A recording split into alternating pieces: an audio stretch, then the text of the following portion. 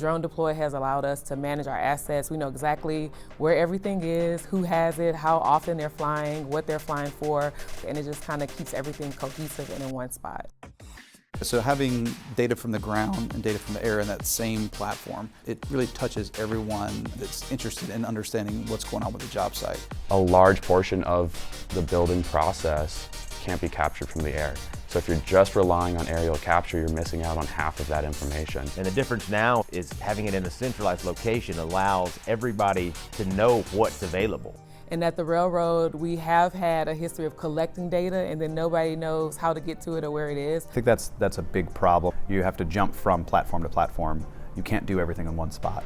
But if we could input all of our information into a single source, that would significantly speed up our turn times, and that's for us, particularly at our scale, speed is king. Having a centralized location for all of our data has really helped in scaling and democratizing the data around the company.